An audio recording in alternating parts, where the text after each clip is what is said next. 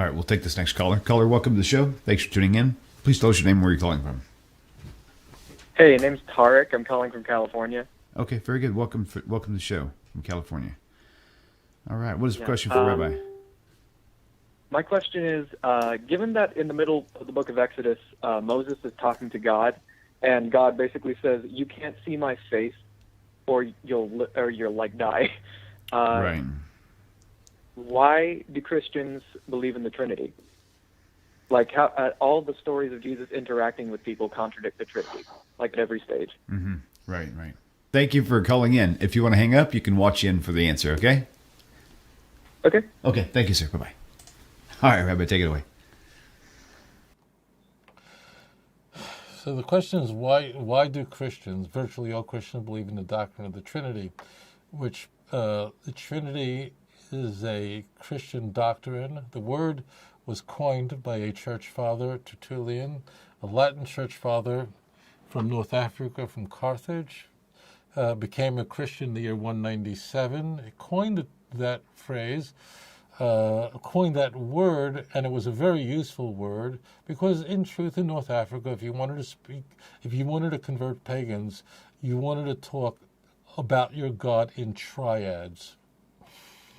This was an issue. I don't care what your pastor tells you, that Christians were ripping their hair out over, fighting over this. This was the big fight. The only other fight it wasn't as big as this. The other fight was over when Easter should be celebrated. I won't go there because it's beyond the scope of this show. I do cover it extensively in Volume 1. So, why do Christians believe in the Trinity? Okay, so Christians are, conventional Christians are, I'm going to use this word and people are going to be puzzled and Christians might be offended. Please don't, because there's a reason I'm using it.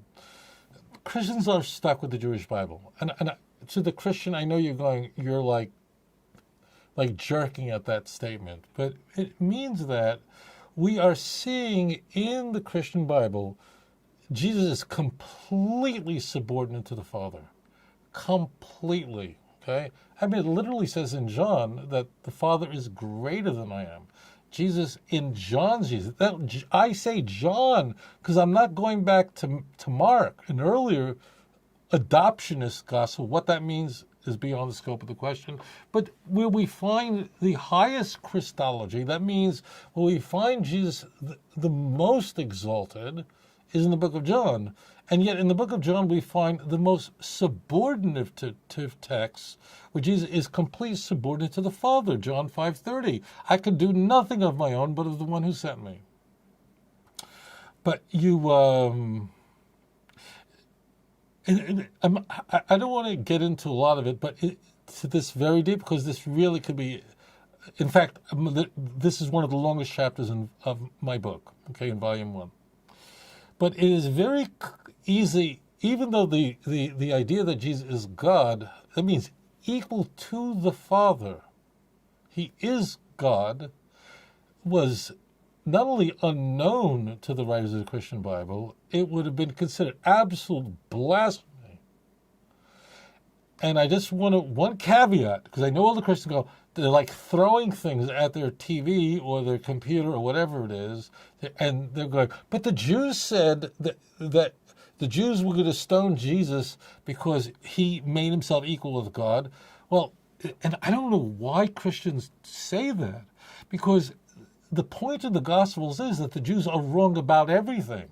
So the fact that the Jews wanted to stone Jesus and accused him of something he didn't do is exactly find everywhere in the Christians. So why in the Christian Gospels? So why do you use the Jewish response in, let's say, John 10, 30, 31, 32, 34, 33, 34? Why using the Jewish response to measure what Jesus is saying? It is so clear in the Gospels that non-Christian Jews are wrong about everything, okay? So do you understand? And everybody misses that. And I'm like, and I read Christian scholars, and they write this, and I'm going, why are you writing this? This is so. But I will say this point, that if I read the Christian Bible and one caveat. I'm not going to go into it because the answer will be too long. And if you understand the gods of the Greco-Roman world, when we use the term Greco-Roman, generally we're referring to a period from about 200 BCE to about 200 CE, where gods are not all created equal. There's the great God who created everything, Zeus, Greece, Greek Empire, Jupiter, its equivalent in the Roman Empire, and there's a whole tier of God, the Olympian, the 12. So, and then you finally get to that lowest tier of God. Those are called the Son of God, which you find in the incipit of the book of Mark. Okay, incipit is that. I probably shouldn't use a word that's not conventional, but it means that opening passage. This is the gospel of Jesus Christ, the Son of God. But the point is that in the ancient world, the lowest tier of gods were the man gods, were half God, half man. The emperors of Rome, all of them were made gods when they died. Caligula was this amazing emperor who ruled from 37 to 41, and he managed to become a god before he died. Leave it to Caligula. And they were healing people. Octavius, Caesar Augustus, Vespasian, they would touch.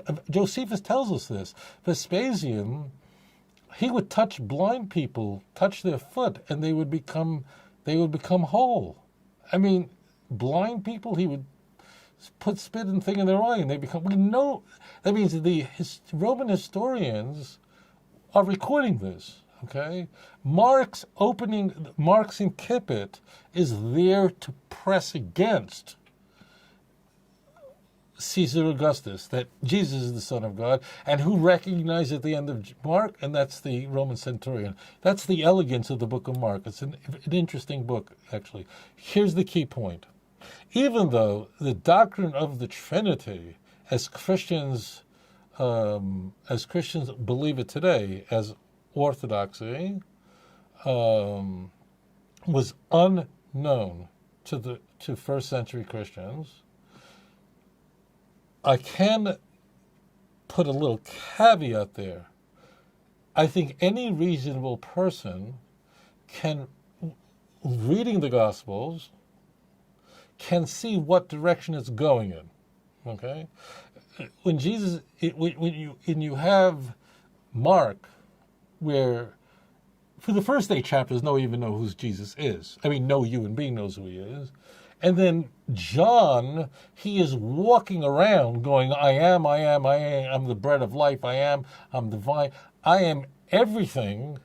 That is a very, very different Jesus. So we can say, okay, look at Mark, and then I'm obviously shooting past Luke and Matthew, moving into John. It's completely different.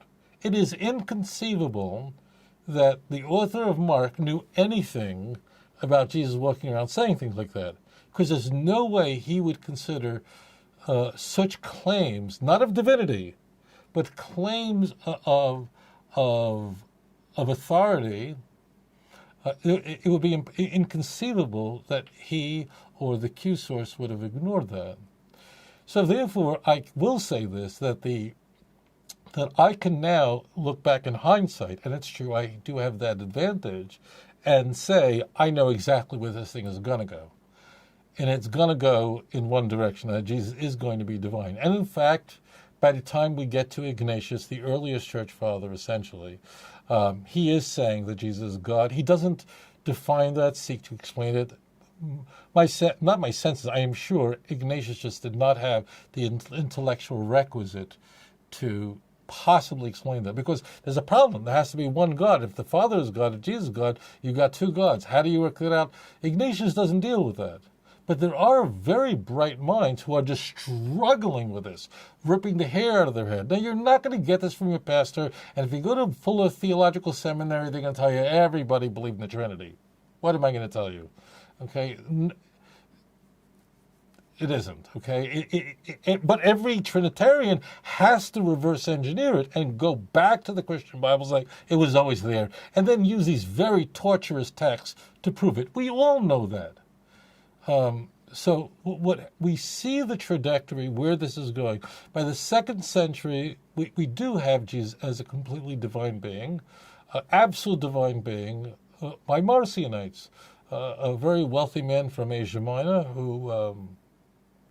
who proposed that there were two gods, the God of the Old Testament, the God of the New Testament, utterly incompatible. And Jesus was a full-blown God, and it was a very popular. He was ultimately thrown out of court as a heresy, although his ideas would affect the way Christians think to this day. Tertullian, a very bright man, really tried to work this out, but his solution to how you have one God, but the Father's God, Jesus' God, was ultimately that Jesus was subordinate to the Father. And there was a point in time where the Father existed and the Son didn't. And he would even mock what would be today Orthodox Christianity, saying like God was pleased with himself. The Old and New Testament doesn't even make sense. What happens is that it goes further. Origen, who I believe, in my opinion, was the church's brightest apologist and theologian, and I think most Christian scholars would agree that he was the sharpest mind that the church ever produced.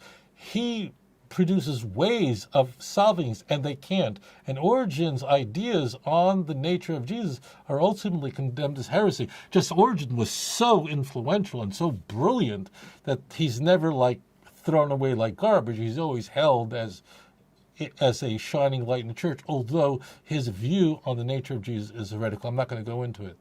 So therefore, I can easily see where this is all going. So by the time we get to the 3rd century, we are essentially looking at a number of beliefs about Jesus. I mean, and all of them are that Jesus is God. At that point, Christianity is already developed for a few centuries, and everyone believes that Jesus is a God. And you're going, well, why? And the reason why is because studying or being a student of history is very difficult. We live in a completely monotheistic-oriented world today. You have to be monotheistic because we know the science. We know the science of carbon, and we know it. We know it. It's got to be one. It's one.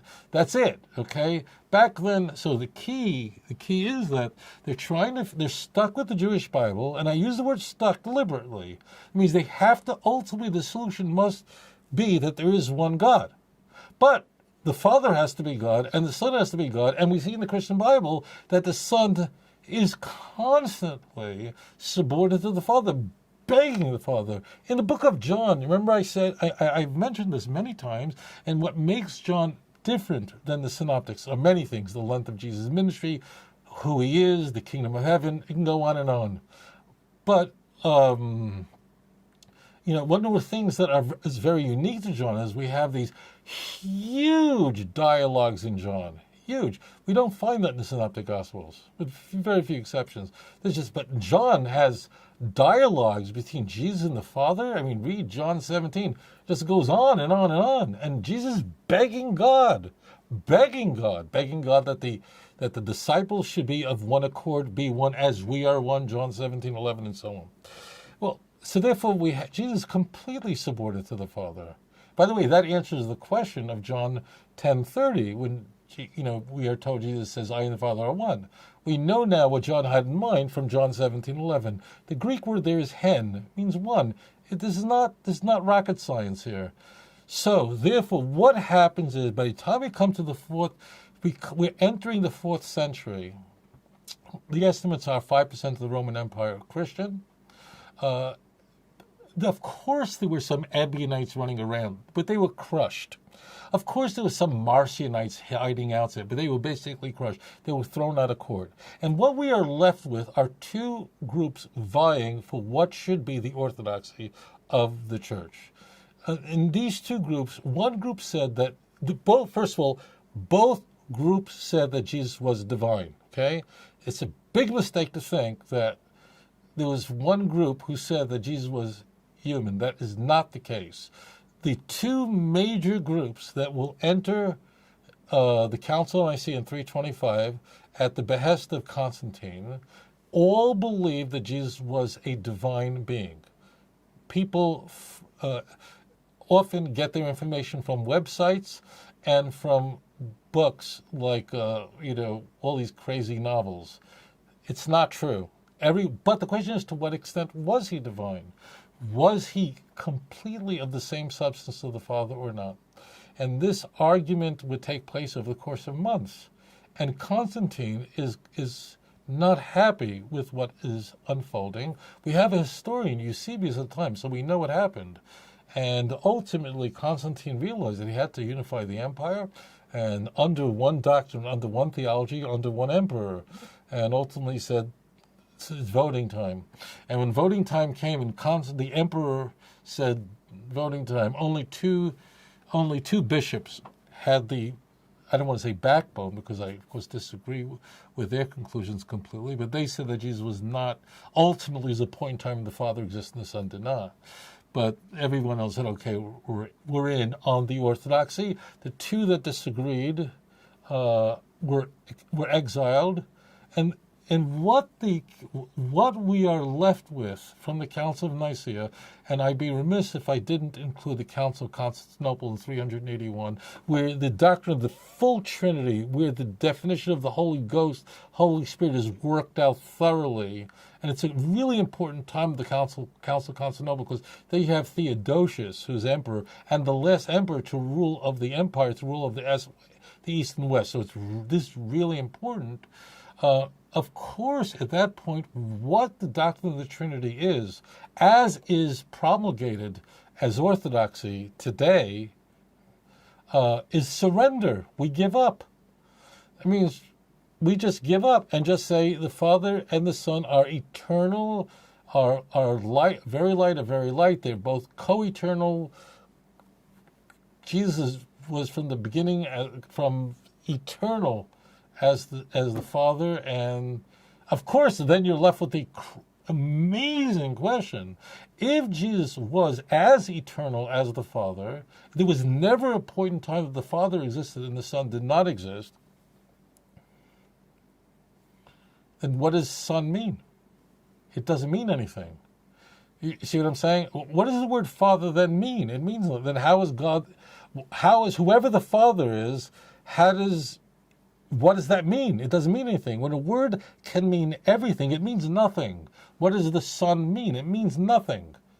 It means, how is the Father the Father? Do you understand what I'm saying? So what the doctrine of the Trinity is, as it was finally hammered out under Constantine, as it was hammered out in the 4th century, is a surrender in saying, this is it. This is what you must believe in order to be regarded a Christian in good standing. And to give you a sense of how important this was, is, as I told you, we entered the 4th century.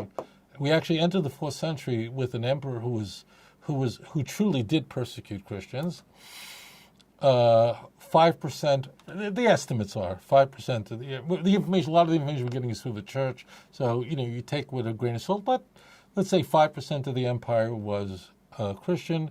But most estimates would say that by the time we walk out of the 4th century, it means we've, Augustine and so on, 50% of the empire is Christian.